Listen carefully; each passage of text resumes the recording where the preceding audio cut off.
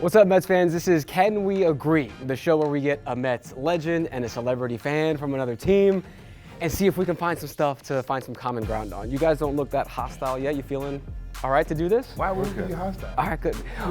We feel hostile because we got John Franco here, Mets legend, team captain, New York City guy, and we got Kenan Thompson. Yeah, that's beef already. Atlanta guy, Braves fan. I mean, this runs deep. I don't. He works in New York. That's true. Yeah, and has for almost as long as you did in the Bigs. Well, yeah. I'm the bridge between the Braves and Mets. There's some beef there, yeah. Then this should be perfect. Let's try and squash any that there is, or let's try and build bridges with Kenan Thompson and John Franco. All right. So first thing I'm going to throw out. This should be an easy one to get us in the shallow end of the pool. Braves, Mets. Can we both agree? The Phillies, For us, yeah, they've been a thorn for sure lately, and they embarrassed us. I think last year they smacked us in the mouth pretty good. When I played in Philly, I got everything thrown at me but the kitchen sink. So, but the other good thing about Philly is my daughter goes to school in Philly. You want to like the idea of Philly, and the cheesesteaks are pretty good. Philly, I guess it's a little different. I like that. The idea of Philly versus the reality of Philly, and I think both of these guys can agree on that. All right, let's get more into the Mets-Braves connection.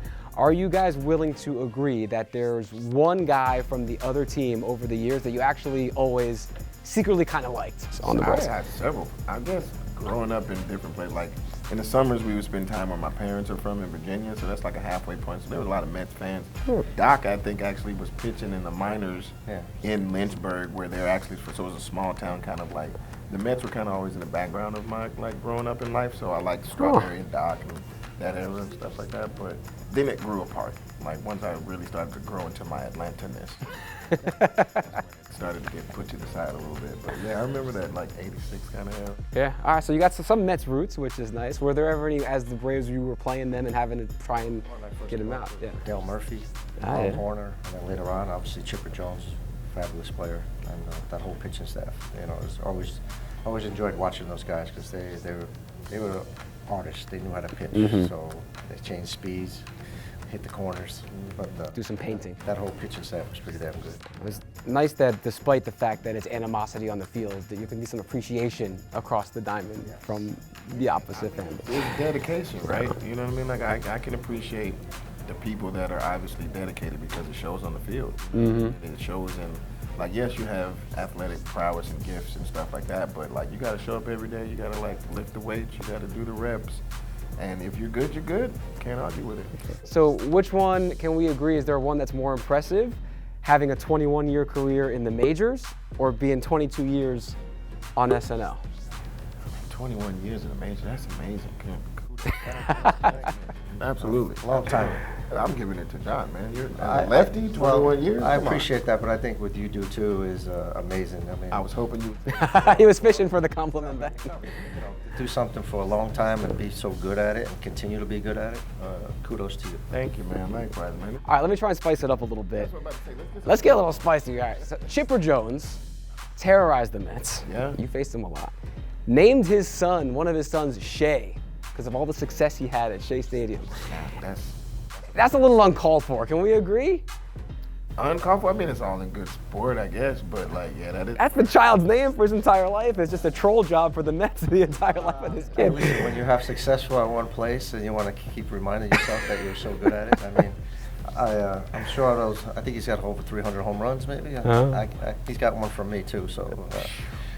He was a thorn in his side. You know, he was the type of guy that you hate, but you would love to be a teammate of him. And do you know right away when you see it take off from the back, you know it's gone? Yeah, you know it's gone. You could tell just the way it comes off the bat. Unbelievable. You don't even want to look at it. Yeah, right. Just wait for the umpire to give me another ball. And now every time you look at Chipper Jones' son, you're reminded of that feeling every single time. Not every time. Most of the time. You had your licks against him too. All right, let's do a little bit of Atlanta versus New York now in general. New York 24-hour food scene. You go to a good 24-hour diner versus, let's say, a Waffle House 24 hours. What's the better spot? And you've been a New York guy now for a long time too. So you've been on both sides of this. I mean, we also got a 24-hour Chick-fil-A. It's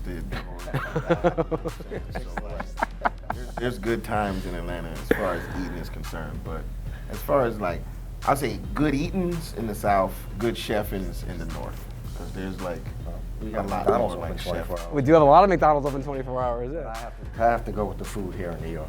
Anything, any type of food, Italian, Spanish, Mexican, whatever. It's just great, the food, and anywhere in the city. You go to Manhattan, you go to Brooklyn, up in Harlem, and the Bronx, you're gonna get great food. We got to work on our lemon pepper though up here. I don't think that has really taken over, right? Yeah. Lemon pepper's lacking, man. we got. I can agree. We got to get that. We got to get up here up north. Exactly.